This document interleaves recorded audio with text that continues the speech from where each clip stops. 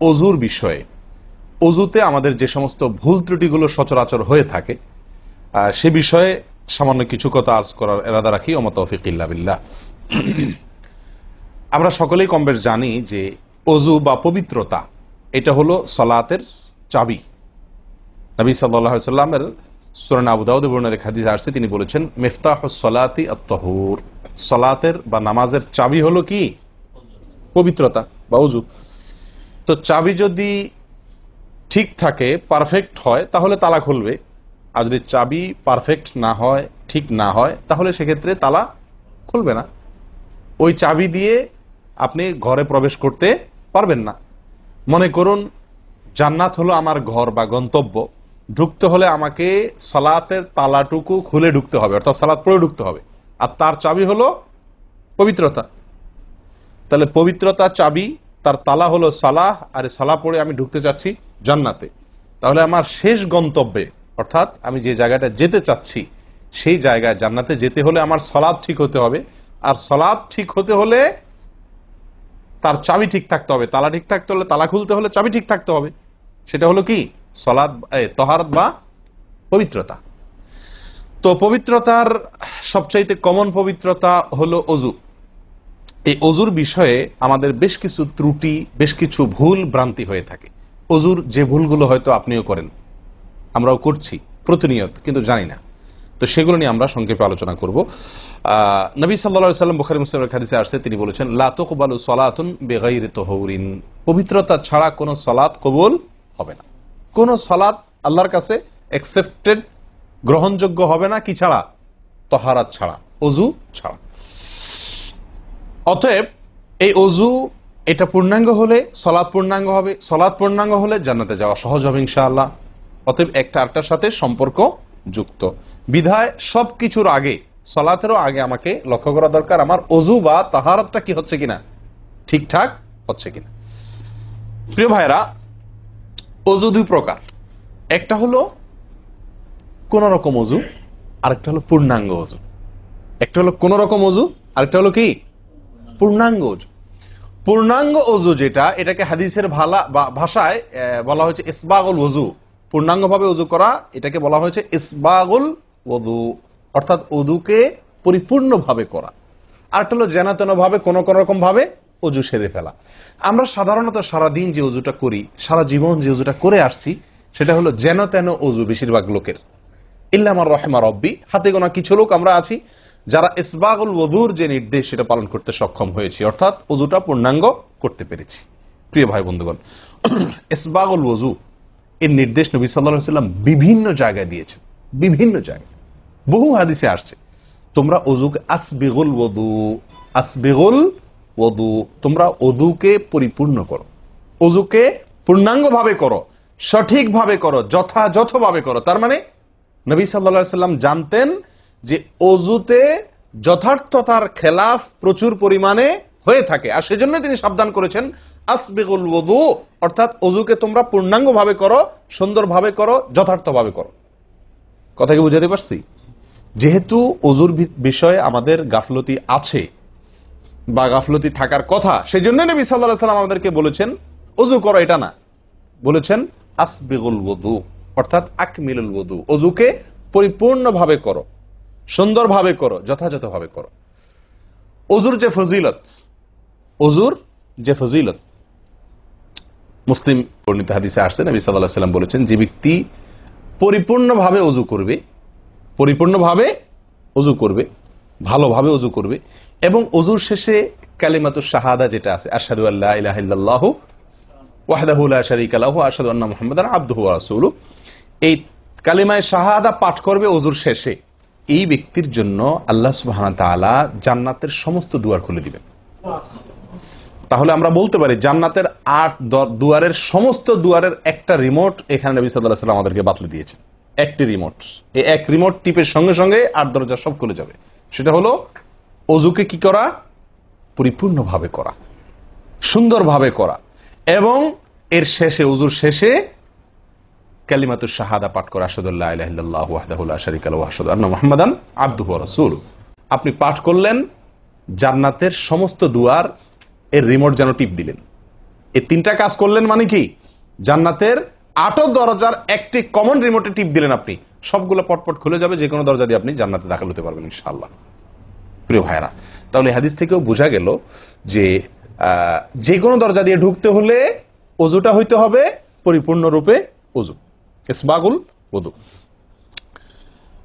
অতএব ওযু আমার পরিপূর্ণ হচ্ছে কিনা এই বিষয়টা একটু যাচাই করা দরকার, কি দরকার না? প্রিয় ভাইরা, নবী সাল্লাল্লাহু আলাইহি ওয়াসাল্লাম সূরা আবু দাউদের এক হাদিসে বলেছেন, ইন্নাহা লা তাতিম্মু সালাতু আহাদিকুম হাত্তা ইউসবিগাল ওযুআ কামা আমারাহুল্লাহ। তোমাদের কারোর সালাত ততক্ষণ পর্যন্ত পরিপূর্ণ হবে না, সালাত ততক্ষণ পর্যন্ত সুন্দর হবে না, পূর্ণাঙ্গ হবে না, সালাতে পূর্ণতা আসবে না, যতক্ষণ না তোমরা ওযুকে ঠিক আল্লাহ যেভাবে করতে নির্দেশ করেছেন ওইভাবে পরিপূর্ণভাবে না করো। আল্লাহ সুবহানাহু ওয়া তাআলা যেভাবে ওযু করতে বলেছেন ওইভাবে পরিপূর্ণ রূপে ওযু না করা পর্যন্ত তোমাদের সালাত পূর্ণতা পাবে না। তাহলে সালাতের পূর্ণতা পাওয়ার জন্য ওযুটি হইতে হবে, ওযু না শুধু। আমরা জানি যে সালাতের জন্য ওযু করতে হয় না, ওযু করলেই শুধু সালাতের পূর্ণতা আসবে না, ওযুটা হইতে হবে আল্লাহ যেভাবে নির্দেশ করেছেন সেভাবে, যথাযথ উপায়ে এবং সঠিকভাবে। প্রিয় ভাইরা, এখন আসি আমরা ওযুতে কি ভুলগুলো আমাদের এমন হয় যেগুলো কারণে আমাদের ওযুর পূর্ণতা নষ্ট হতে পারে। তার ভিতরে 1 নম্বরের ভুল হলো, যেটি আমাদের হয়ে থাকে ওযুর ক্ষেত্রে অনেকেরই, সেটা হলো বিসমিল্লাহ পাঠ না করা। ওযুর শুরুতে কি পাঠ করতে হয়? বিসমিল্লাহ। আপনি যখন হাত ধুয়ে তো ওযু শুরু করবেন, 2 হাতের কবজি 2 হাতে ওযু শুরু করবেন না, প্রথম কাজ, তার আগে আপনি কি করবেন?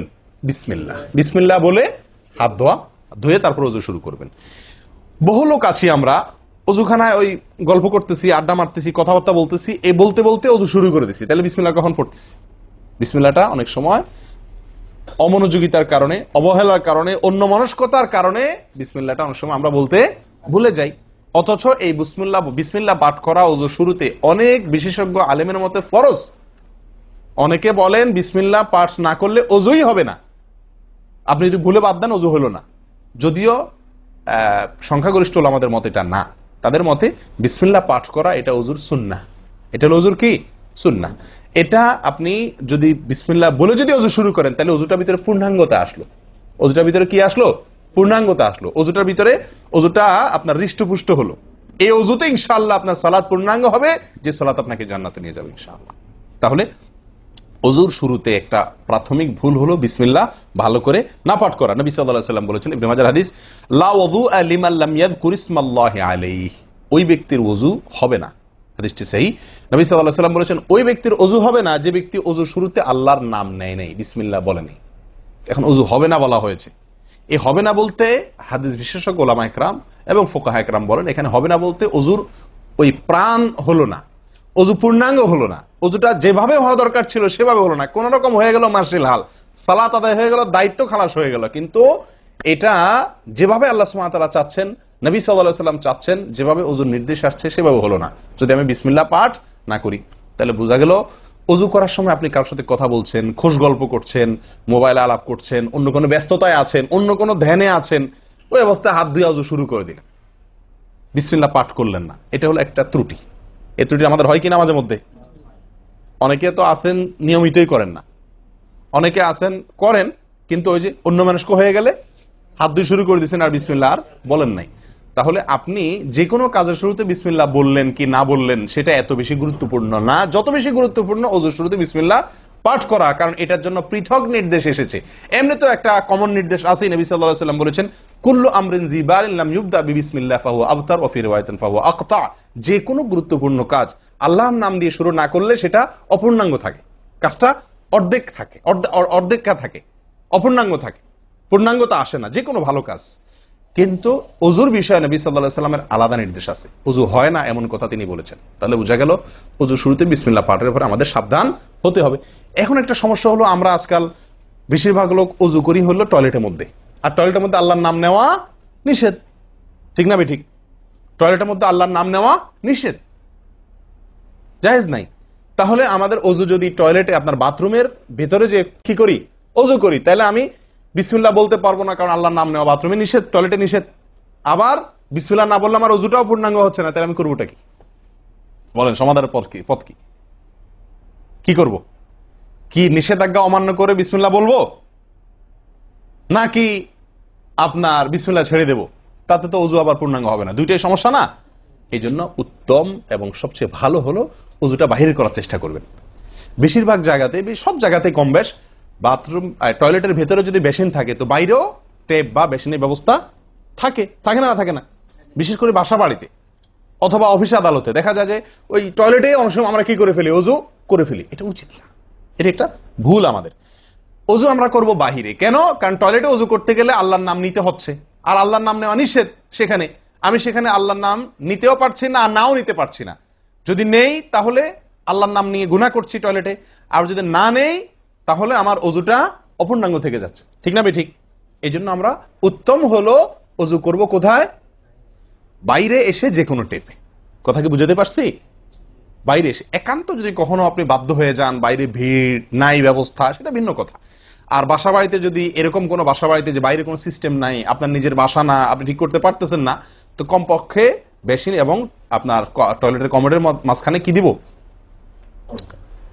একটা পর্দা বা ওয়াল কোনো কিছু দিয়ে নিব ইনশাআল্লাহ। কথা বুঝতে পারছি ভাই? আল্লাহ তাআলা আমাদের সকলকে এই বিষয়টি লক্ষ্য করার তৌফিক দান করেন।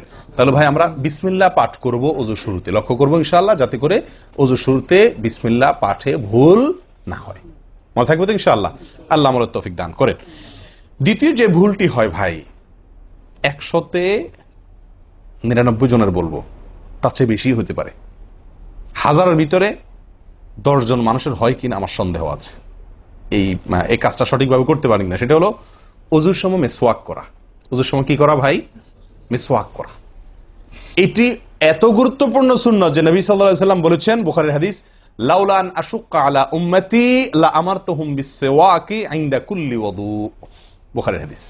নবী সাল্লাল্লাহু আলাইহি ওয়াসাল্লাম বলেন, আমার উম্মতের জন্য যদি কঠিন না হতো, তাদের জন্য কষ্টের কারণ না হতো, তাহলে আমি তাদেরকে বাধ্যতামূলক করে দিতাম, ফরজ করে দিতাম কি?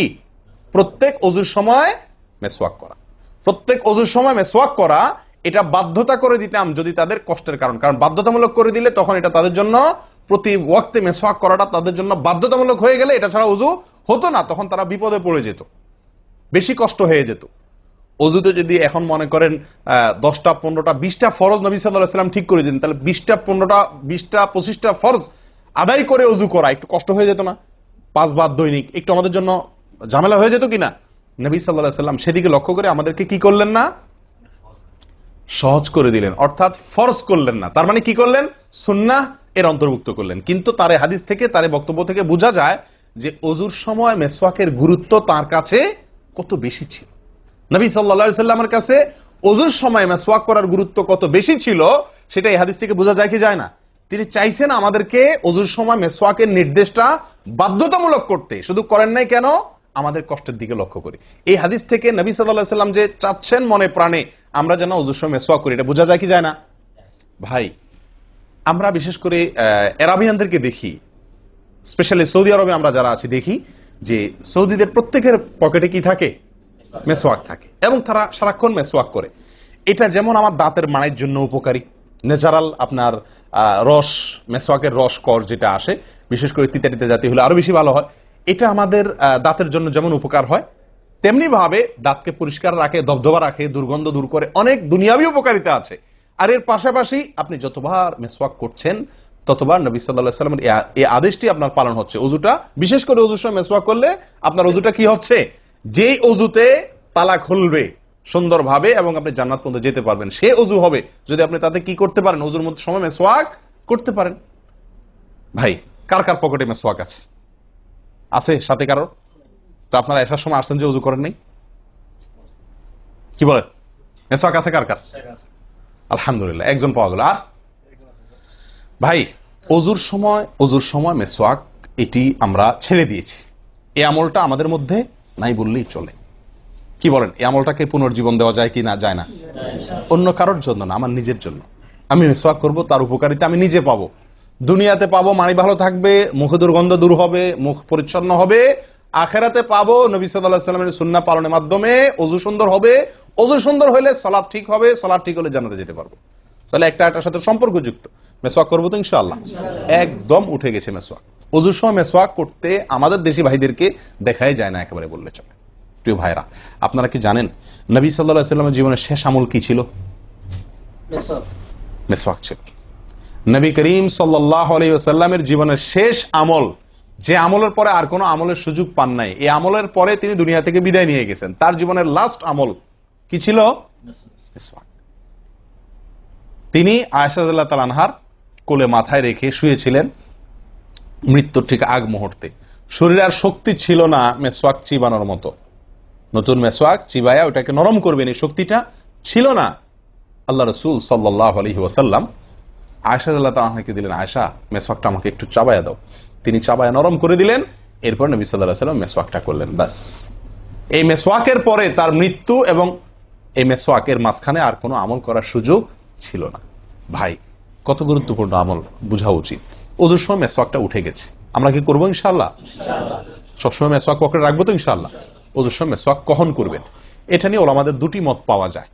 বেশিরভাগ ওলামাদের মত এবং বিশুদ্ধ মত হলো কুলি করার সময় আমরা মেসওয়াক করব। কুলি করার সময় আপনি বিসমিল্লাহ বলে হাত ধুলেন, এরপরে কুলি করলেন। মেসওয়াক করতে হবে এভাবে, সোজাসুজি, উপরে নিচে না, পাশাপাশি, ঠিক আছে? মেসওয়াক দিয়ে এভাবে আপনি খুব বেশি সময় করা দরকার না, একটা ঘষা দেন উপরের মাড়িতে, আরেকটা ঘষা দেন নিচের দাঁতে, দিয়ে এবার একবার কুলি করে ফেলান, ঠিক আছে? আবার মেসওয়াক দিয়ে একটা ঘষা দেন, আবার একটা ঘষা দেন, আবার কুলি করে ফেলেন। এভাবে 3 বার মেসওয়াক করেন, 3 বার কুলি করেন, বাস সুন্নাত আদায় হয়ে গেল। কথাকে বুঝাতে পারছি? আল্লাহ তাআলা আমাদের সকলকে তৌফিক দান করেন। প্রিয় ভাইরা, তাহলে ওযুর মধ্যে আমাদের যে খুঁতগুলো আছে আমি সেগুলো ধরা দেওয়ার চেষ্টা করছি। একটা বড় খুঁত, যে খুঁত থেকে আমরা বেশিরভাগ লোকই মুক্ত নই, সেটি হলো মেসওয়াক বিহীন ওযু। লক্ষ্য করবো তো ইনশাআল্লাহ? আল্লাহ আমাদেরকে আমলের তৌফিক দান করেন। একান্ত না থাকলে আঙ্গুল দিয়ে করলেন, কিন্তু আপনি নিয়মিত আঙ্গুল দিয়ে করলেন সেটা না, মেসওয়াকই করা উচিত। ভাই, 3 নম্বর যে ভুলটা আমাদের হয়ে থাকে সেটা হলো কুলির মধ্যে। দেখেন, প্রত্যেকটা কাজেই কিন্তু আমি একটা একটা করে আপনার দেখাচ্ছি হুজুর, প্রত্যেকটা কাজে আমাদের ত্রুটিগুলো হয় কিভাবে দেখেন। কুলির সময় ভুল হয়। কি ভুল হয়? কুলিটা যেভাবে করার কথা সেভাবে আমরা করি না। হাদিসে কুলির বিষয়ের নির্দেশ এসছে, সেটাকে বলা হয়েছে মদমাদা। মদমাদা আরবি শব্দ, এটার বাংলা অর্থ হয় কুলি করা বা কুলকুচি করা বা কুলকুচা করা।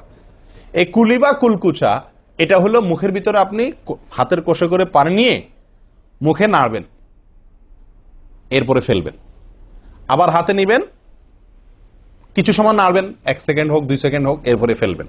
এটা হলো কুলি বা কুলকুচা। আমরা বেশিরভাগ সময় এরকম করি আলহামদুলিল্লাহ। যখন ব্যস্ত থাকি, যখন হুলস্থুল থাকে, কোনো সময় কোনো কাজের তাড়া থাকে, তখন অনেক সময় আমরা কি করি?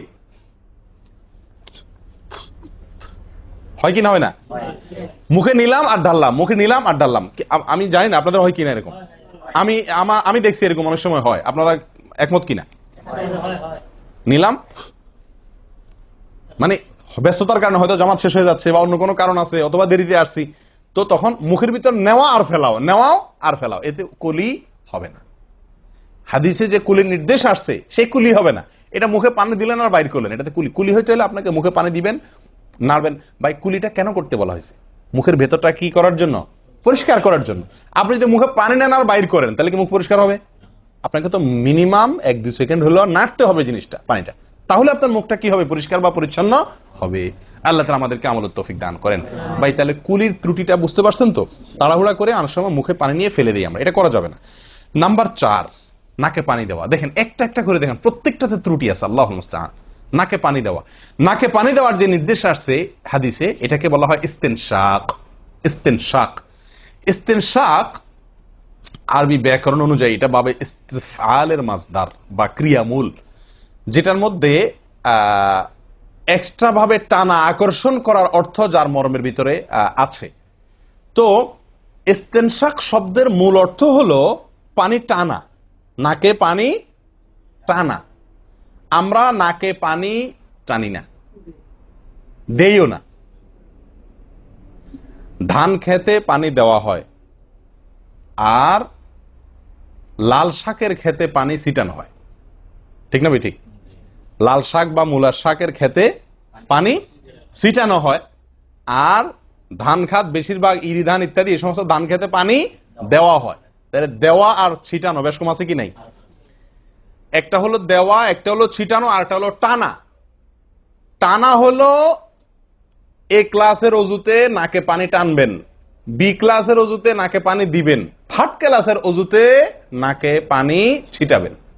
আমি কি বুঝতে পারছি? তো আমরা বেশিরভাগ লোক থার্ড ক্লাসের অজু, সারা জীবন থার্ড ক্লাসের অজু করি। আপনি থার্ড ক্লাসের অজু করে আপনি জান্নাতে যাবেন?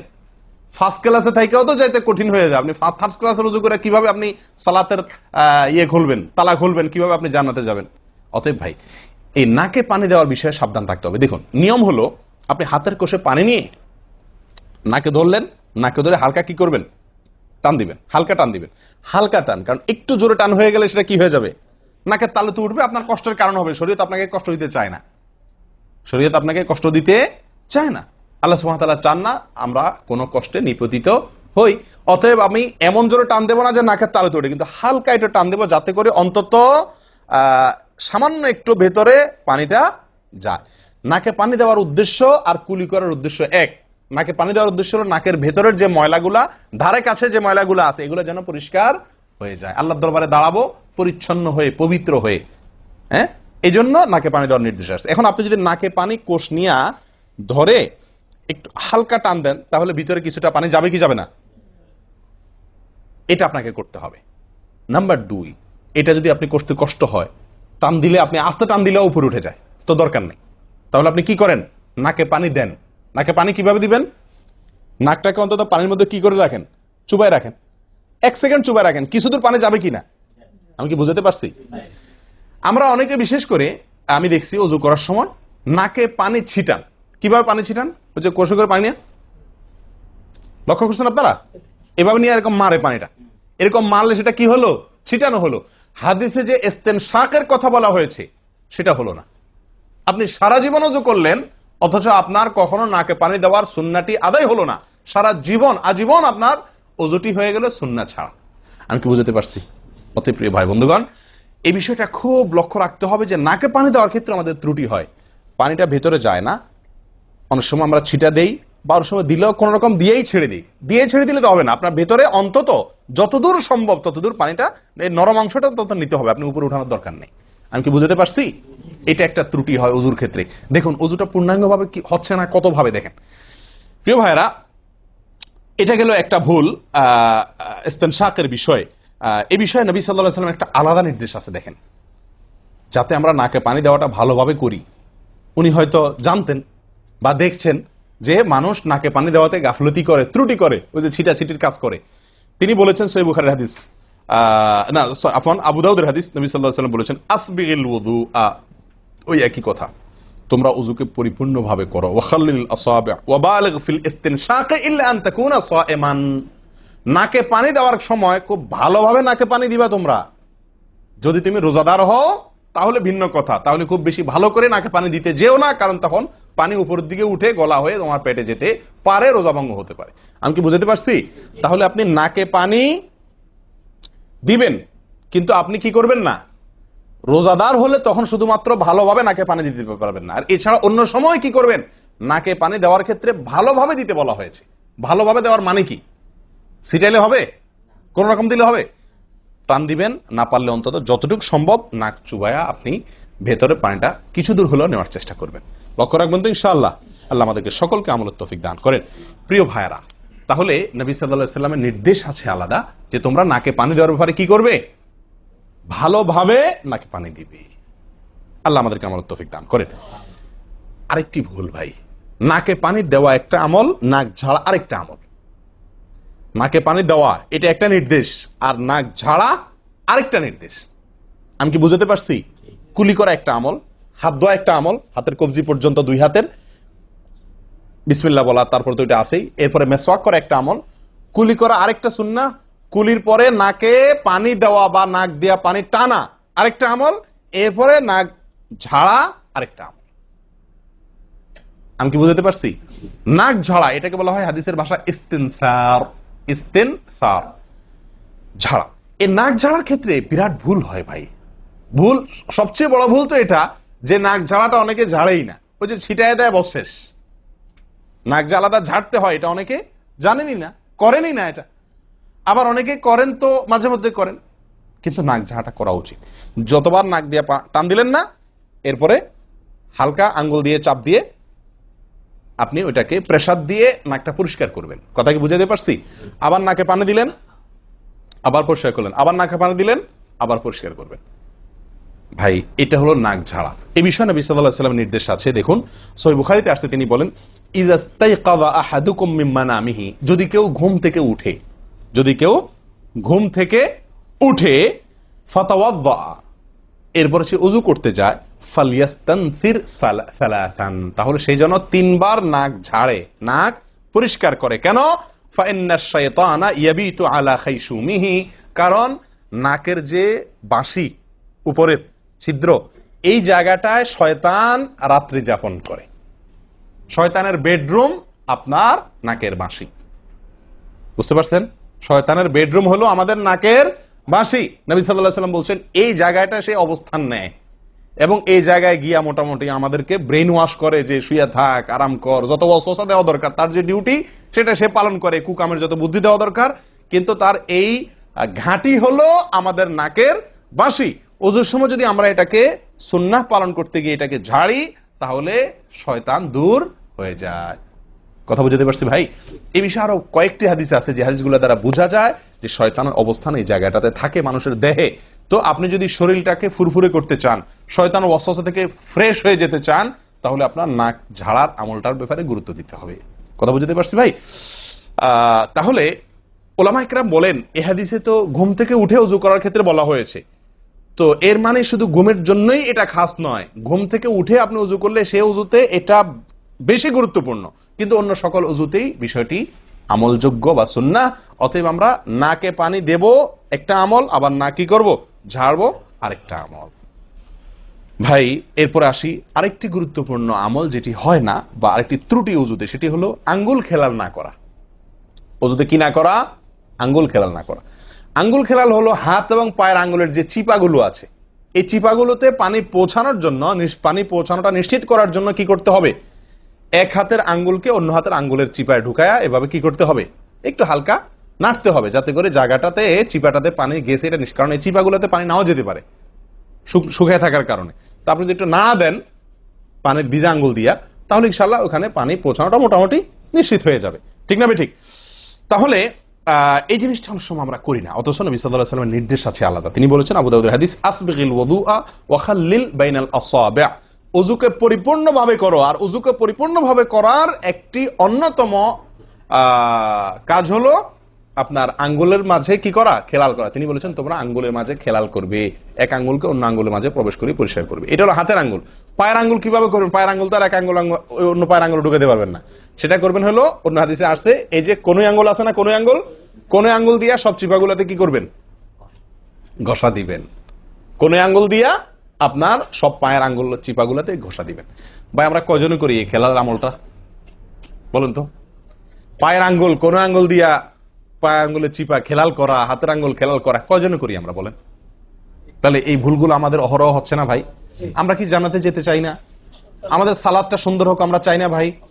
আমাদের এই সালাত খুব পাওয়ারফুল হোক, শক্তিশালী সালাত হোক, এই সালাতের মাধ্যমে আমি অন্যায় থেকে বেঁচে থাকবো, এই সালাতের মাধ্যমে আমি জান্নাতে যাব, এই সালাত আমাকে খাঁটি মুসলিম বানাবে, এই সালাত আমাকে আল্লাহর কাছে প্রিয় বানাবে, এই সালাত কিয়ামতের দিন নূর হবে, আমরা চাই না ভাই? এগুলো যদি চাই তাহলে আমাকে ওযু সুন্দর করতে হবে, আর ওযু সুন্দর করতে গিয়ে এই ভুলগুলোর ব্যাপারে সাবধান হতে হবে। তাহলে আঙ্গুল খেলাল করা, পায়ের আঙ্গুল, হাতের আঙ্গুল আমরা করি না বললেই চলে ভাই। তো আজকে থেকে ইনশাআল্লাহ করব তো, নাকি যা শুনছেন এটা এখানে রেখে চলে যাবেন? ভাই যদি পরিবর্তন না করেন, পরিবর্তন যদি আমরা না করি নিজেদেরকে, ওয়াল্লাহি সারা জীবন ওয়াজ শুনবো, কি লাভ বলেন? সময়টা নষ্ট। আপনি যদি এই কথাগুলোর উপরে আমলের চেষ্টা না করেন, নিজের জীবনে ফিট না করেন, এই ভুলগুলাকে ওযু করার সময় মাথায় রেখে এই ভুলগুলাকে আপনি দূর না করেন, তাহলে সেক্ষেত্রে এই শোনার কোনো লাভ হলো না। করবো তো ইনশাআল্লাহ। আল্লাহ সুবহানাহু ওয়া তাআলা আমাদের সকলকে সচেতন মুমিন হওয়ার তৌফিক দান করেন। সচেতন মুমিনের পরিচয় হলো মুমিন তার প্রত্যেকটা ভুলকে শিখবে, সংশোধন করবে, শিখবে, সংশোধন করবে। এভাবে করতে করতে করতে সে মুমিন হিসাবে কোয়ালিটিফুল আফার ক্লাসের মুমিন হতে পারবে, আল্লাহর কাছে প্রিয় পাত্র হতে পারবে। চেষ্টা করবো তো ইনশাআল্লাহ। আল্লাহ আমাদের সকলকে তৌফিক দান করেন।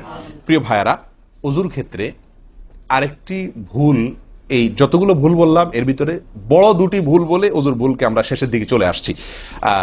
একটি বড় ভুল হলো শুকনা থেকে যাওয়া। কোন জায়গা যদি আপনার অবহেলার কারণে শুকনা থেকে যায়, ওযুর অঙ্গগুলো যেগুলো ধুইতে হবে, তার কোনো অঙ্গ যদি শুকনা থেকে যায় ওযু হবে? অজু হবে না।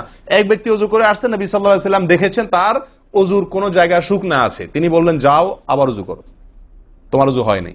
তিনি তাকে পুনরায় অজু করাইছেন। কেন? তার অজু সঠিকভাবে হয় না, শুকনা রয়ে গেছে। অনেক সময় দেখা যায় আমাদের অনেক ভাই অজু করেন, অজু করলে বেশ কিছু জায়গা, বিশেষ করে যে কনুই জায়গাটা, এই জায়গাটা দেখা যায় শুকনা থাকে।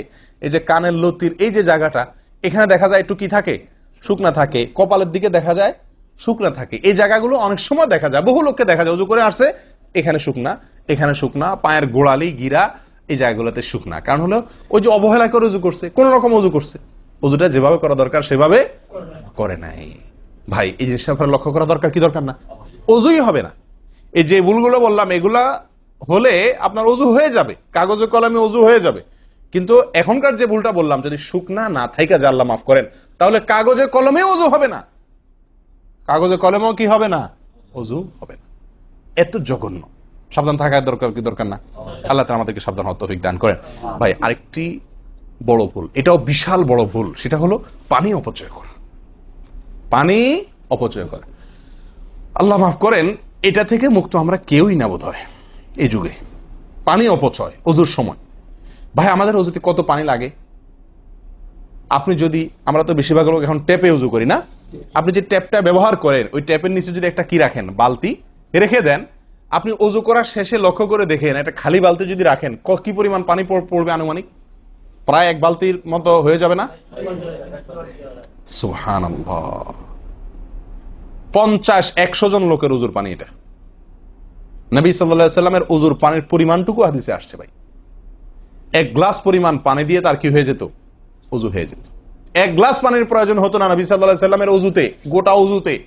আর সেখানে এক গ্লাস তো আমাদের শুধু কিসেই লাগে, হাত ধুতেও এক গ্লাস হয় কিনা সন্দেহ, এক হাতেও হয় কিনা এক গ্লাস ধুতে সন্দেহ। ভাই হাসির বিষয় না, এটা খুব জঘন্য অপরাধ, জঘন্য অপরাধ। আল্লাহ সুবহানাহু ওয়া তাআলা কোরআন কারীমের ভিতরে কি বলেছেন? ইন্নাল মুবাযযিরিনা কানু ইখওয়ানাশ শায়াতিন, শয়তানের ভাই। হারাম পানি অপচয় করা, পানি অপচয় করা। সাহাবায়ে কেরাম জিজ্ঞেস করছেন, ইয়া রাসূলুল্লাহ, আমরা তো কেউ বলবো ভাই এই যে নির্দেশ নিষেধ এগুলো তো সাহাবীদের যুগে পানির টানাটানি ছিল, মরুভূমি এলাকার লোক ছিল, তখনকার বোধহয় সমস্যা।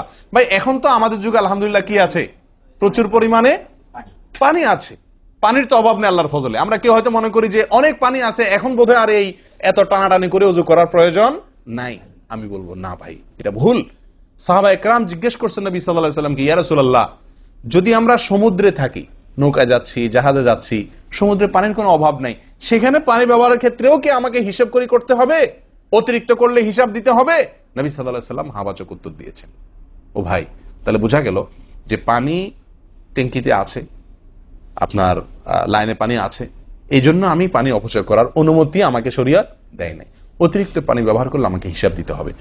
সবচেয়ে উত্তম, সবচেয়ে ভালো হয় ভাই, আপনি যদি সম্ভব হয় বদনা বা কোনো জগ ইত্যাদিতে, মগ ইত্যাদিতে আপনি ওযু করেন, সবচেয়ে ভালো। টেপের মধ্যেই বেসিনে একটা মগ রেখে দিলেন, ওইটা দিয়া ঢেলে ঢেলে আপনি ওযু করেন, তাহলে পানি অপচয় হওয়ার সম্ভাবনা সবচাইতে কম।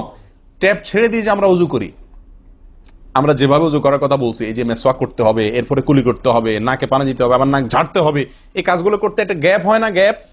এই গ্যাপের সময় যদি আপনি টেপে ওযু করতেই হয়, তাহলে গ্যাপের সময় টেপ বন্ধ করতে হবে। আমি কি বুঝতে পারছি? গ্যাপের সময় টেপ বন্ধ করে এরপর আপনি মেসওয়াক করেন, টেপ বন্ধ করে এরপর আপনি নাক ঝাড়েন। আপনি টেপের পানি পড়তেছে, এদিকে আপনি অন্য কাজ করতেছেন, তাহলে এটা অপচয়ের গুনাহ হয়ে যায়। ভাই আমি ওযু করছি ইবাদত করার জন্য, ওযু করছি আল্লাহ সুবহানাহু ওয়া তাআলাকে সন্তুষ্ট করার জন্য, আবার কাজ যেটা করতেছি ওযুর মধ্যে পানি অপচয় করে, সেটা হলো শয়তানের ভাইয়ের কাজ, শয়তানের কাজ। তাহলে শয়তানের কাজ করে আল্লাহকে খুশি করা যাবে ভাই? এই ওযুতে আল্লাহকে খুশি করা যাবে? এই ওযুতে আল্লাহ সন্তুষ্ট হবেন? ওযু করলে নবী সাল্লাল্লাহু আলাইহি ওয়াসাল্লাম বলেছেন, দিনে 5 বার ওযু করলে, একটা মানুষ 5 বার গোসল করলে যেরকম তার শরীরে ময়লা থাকে না, একটা মানুষ দিনে 5 বার 5 ওয়াক্ত সালাতের জন্য ওযু করলে ওই লোকের অন্তরে বা ওই লোকের ভেতরে গুনাহ থাকে না, আল্লাহ তাকে গুনাহ থেকে পরিচ্ছন্ন করে দেন, পবিত্র করে দেন, ধুয়ে পরিষ্কার করে দেন 5 বার ওযু করার মাধ্যমে। ও ভাই, ওযু আমাকে পরিষ্কার করে দিবে, আমাকে পবিত্র করে দিবে, আমাকে পরিচ্ছন্ন করে দিবে, আমাকে সাফ করে দিবে। কখন? যদি ওযুটা আমি সুন্দরভাবে করি।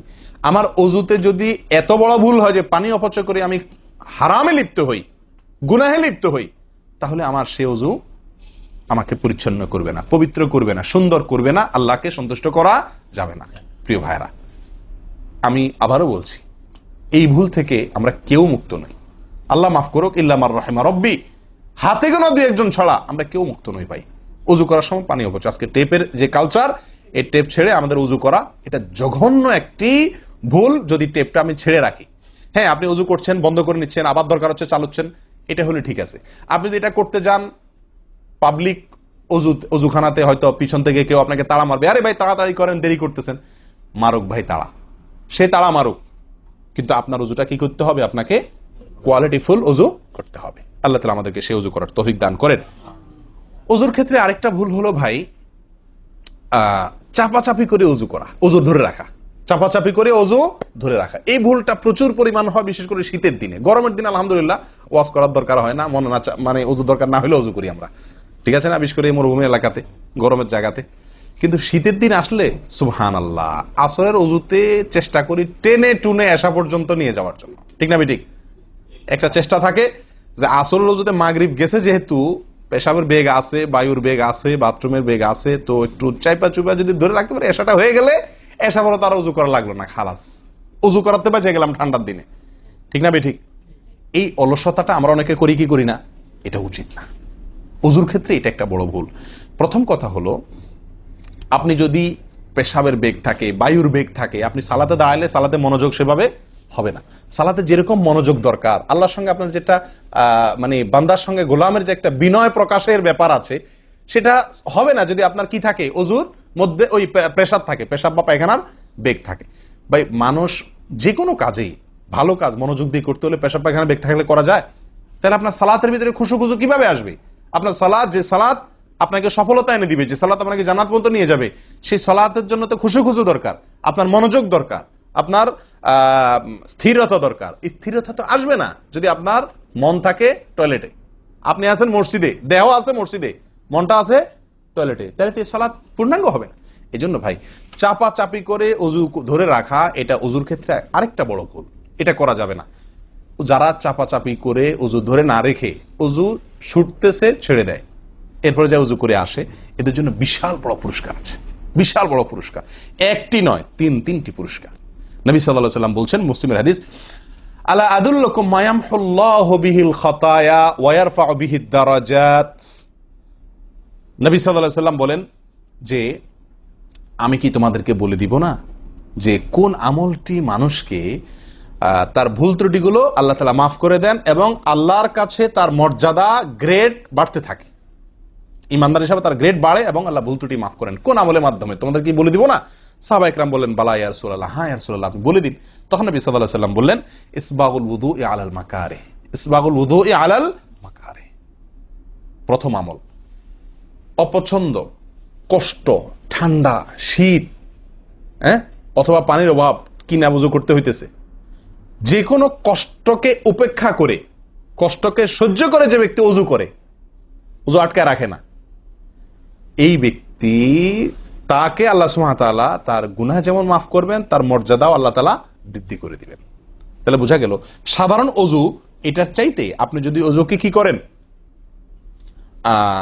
আপনি যদি অজুকে, কষ্টকে উপেক্ষা করে অজু করেন, চাপাচাপি করে অজু ধরে না রাখেন, ছেড়ে দেন, আবার উজু করে আসেন, ফ্রেশ হয়ে আসেন, নামাজটা পড়েন, তাহলে ইনশাআল্লাহ আপনি দুটি পুরস্কার আল্লাহ তাআলার কাছ থেকে পাচ্ছেন। এক হলো গুনাহ মাফ, আর একটা হলো মর্যাদা বৃদ্ধি। আল্লাহ তাআলা আমাদের সকলকে অজুর ভুল ত্রুটিগুলোকে কভার করে এগুলো থেকে পরিচ্ছন্ন থেকে, এই ভুলগুলো থেকে মুক্ত থেকে আল্লাহ তাআলা আমাদের সকলকে অজু করার তৌফিক দান করেন। অজু ভঙ্গের কারণের ব্যাপারে কয়েকটা আমাদের ভুল ধারণা আছে। যেমন অনেকে মনে করেন যে সিগারেট খাইলে, বিড়ি খাইলে অজু যায়। অনেকে প্রশ্ন করেন, বিড়ি খাইলে, সিগারেট খাইলে অজু যায় কিনা? কি বলেন আপনারা, কি বলেন, অজু যায়? বিড়ি সিগারেট খাইলে? আপনাদের এখানে যায় অজু? না, আমাদের এখানে যায় না, আমাদের এখানে অজু যায় না ভাই। বিড়ি বা সিগারেট খাইলে অজু যাবে না। অজু যাওয়ার সাথে বিড়ি বা সিগারেটের সম্পর্ক না, ধূমপানের সাথে অজু যাওয়ার সম্পর্ক না। তাহলে আপনারা কেউ বলবেন, তাহলে হুজুর, তাহলে তো বিষয়টা, তাহলে বোঝা গেল ধূমপানটা তাহলে এত বড় কিছু না।